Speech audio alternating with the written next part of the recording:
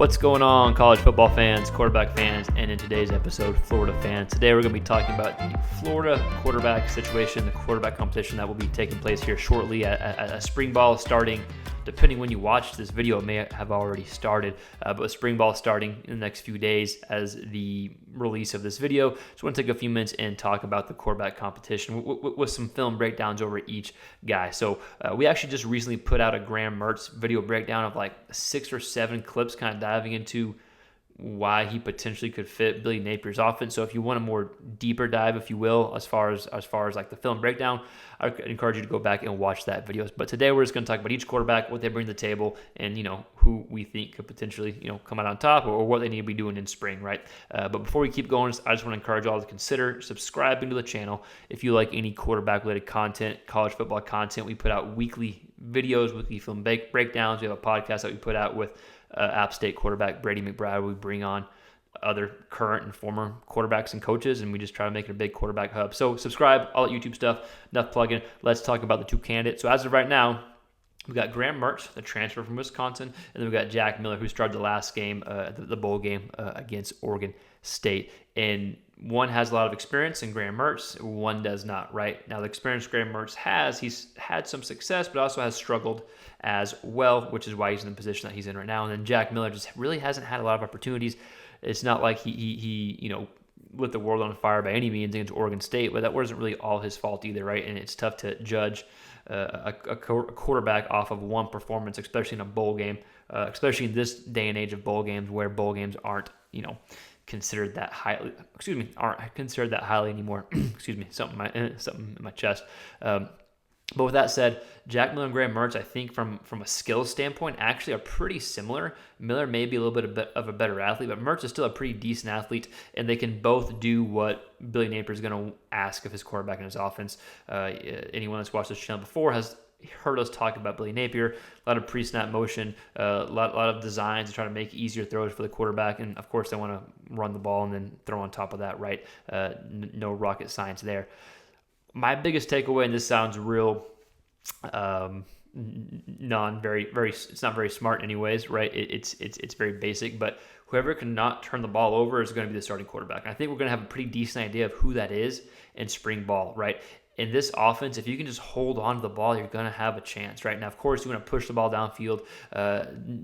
Neither of these quarterbacks have arms like Richardson. Not many quarterbacks do, but you still want to push the ball downfield. So Graham Mertz at Wisconsin is 3-ish years starting, give or take a few games. He had 38 total touchdowns to 26 interceptions. That's just not going to cut it at Florida and in this style of offense and just in the SEC, right? The interceptions. His best yards per attempt in a season was 7.5.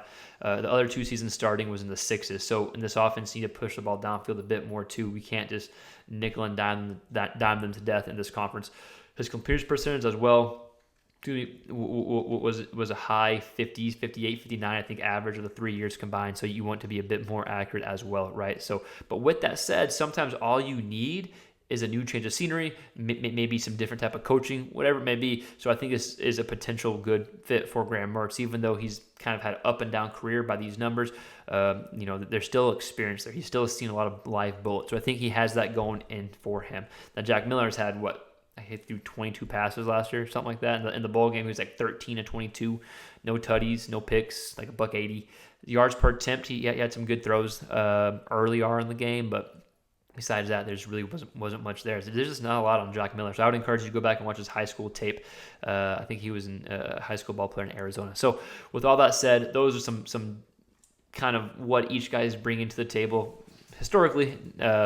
Obviously, Miller not having much, but I think it comes down to who can take care of the ball best in spring is going to be the front runner moving forward. And then if you can just push the ball downfield and be accurate, I think the starter is the one that doesn't turn the ball over. But to really be successful in Napier's offense, I think you want to be able to take some shots and push it downfield.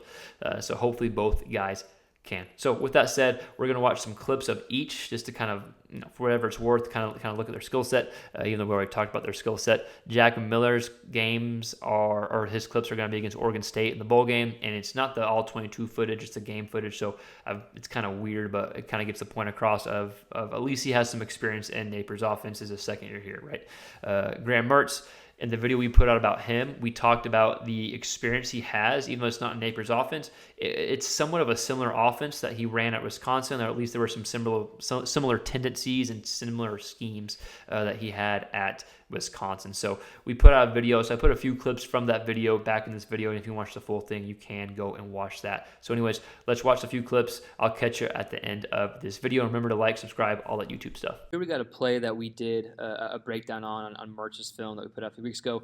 I want to show it again for the simple fact I think it does a good job showing Mertz's experience in an offense similar to what Napier runs, or at least having some same tendencies and schemes, right? Pre-snap motion, multiple guys going motion, and you got the back out of the backfield, boom, boom, boom.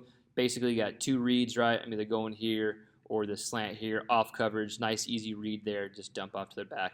Something that we've seen at Florida, right? Just all that pre-snap motion. Again, nothing crazy, nothing sexy. 6-yard gain was a first down, but just an example of Mertz running the offense that Napier has, right? Showing that experience that he has in running similar schemes at times, not all the time, but at times that Napier has. Let's watch a few more clips. Another clip. If you watch our Mertz breakdown, you've seen this. I apologize, but I think it does a good job just demonstrating similar tendencies or similar pre-snap movements that Mertz had at Wisconsin that Napier will have now, right? So we see receiver come motion. We're going to have a little mesh sit concept here. Mertz does a good job reading, gets the ball out quick, right? Boom. Fairly easy read for him, right? But that's what you want to do in Napier's offense. You want the pre-snap motion, the pre-snap movement to get defenders out of position, hopefully get them confused, then set up receivers to become open, which is exactly what happened here, right? So watch it one more time. The mesh sit concept, right? So all that is a crosser, then this a receiver or tight end sitting behind them there. He actually had both this was the route, right? But he actually had this guy sitting down too if you wanted to as well. Ends up being a good read there from Mertz. Again, just a mesh sit concept, but the main takeaway, a lot of pre-snap movement going on, something that Napier does as well. Let's watch it from this angle. You can kind of see the play develop here a bit better. Boom, just like that. All right, so let's just watch one more of Mertz, then we'll get on to Miller. A play that I didn't use in the Mertz video, so I'll show this last play. Under center, pre-snap motion again. I know just hammer down that point, but just it shows the experience that he has in some of his offense. And this probably isn't advised by any means, but I wanted to show something that he has some athletic ability, right? He's able to use his legs a little bit. He has some athletic ability. Miller's probably the better athlete, but this doesn't demonstrate a freak athlete by any means, but there's something there. He can get outside the pocket if he needs to. Not the throw you want to advise to make. You got running room there to make. Maybe not a great clip to demonstrate his athletic ability, but there is some there, and he's able to get out on the perimeter as well and make throws outside on the run. We'll watch this angle. There's actually nothing to watch here. Let's end it, and let's go ahead to Miller. Here's a nice little play from Jack Miller. So it's going to be, the play's already started, but the player's coming in motion, right? And Miller does a good job reading the defense. I start over here, and then he's going to hit this deep drag over here. It's a zone coverage. So just a good job by Miller. Hit this receiver here. Just wanted to show some good stuff. Boom, boom, boom. Right? So he sees he's initially starting looking this way. This backer's coming down to cover the back. And that's why there's going to be space over here. Nothing crazy or super in detailed breakdown, just because we don't have that all 22 here. So you can see going through progressions, moving the pocket, and then throw over here, right? So you want to see throws like this from Miller over and over and over again, and maybe the potential is there to do that. But again, just an example of Miller from last year. Again, not a lot of clips. We'll watch maybe one or two more, but a good job showing the progression on that specific play, and that probably has come with some experience in the system. Here's another play that is good for Miller to have, right? So it's a rollout here, a little bootleg, and he's going to hit his receiver outside the pocket here. Just an example of being able to throw on the run. I think he showed this a lot in his high school clips if you go back and watch, and he's a better athlete than people probably realize or give him credit for. So we'll watch this a little bit detail. Comes out, right? His initial read is there. That's taken away pretty quickly, so he keeps going, a little pump fake there. Sorry, I'm going so slow. And then he sees his receiver, ends up being a first down. Oop, that's out of the picture. I apologize. Boom, right there, right? So good throw there by Miller outside the pocket on the run. About 15-yard strike, too, on pretty good coverage. So just an example of being able to throw outside the pocket and have a good completion there. And as any Florida fan knows from watching Napier's offense last year, getting the quarterback outside the pocket and building up the run game is a key. So maybe we'll watch one more Miller, maybe not, because all I have is these Oregon State games. So we'll see. I'm going to show one more play of Miller. At this point in the game, it's like 23-0 in the third quarter, but still a relevant play to show here. I think it hammers home some of the experience, right? At least getting the ball out quick. So it's 3rd and 7. The receiver just running just a quick comeback here. The DB is 7 yards off the line of scrimmage. He's bailing here because they don't want to give up a big play. No need to, and you're up by more than 3 touchdowns. But for the sake of the breakdown, still a good job by Miller. The ball comes out quick. Right now, you can see the receiver's running off the screen. The receiver hasn't even turned yet, and Miller's already throwing the ball. So that's good. That's what you want to see from Miller.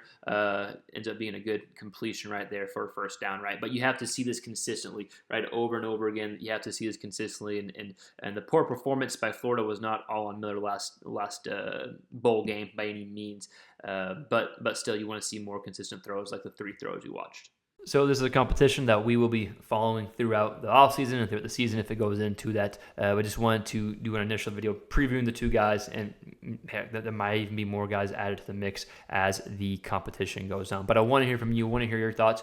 Who do you think is going to win the competition? Who's the front runner? What do you think they need to do? I know I kind of probably oversimplified things of what the starter needs to do, but I want to hear your thoughts. Let us know in the comments below, and we'll see you next time on the next quarterback-related video. Peace.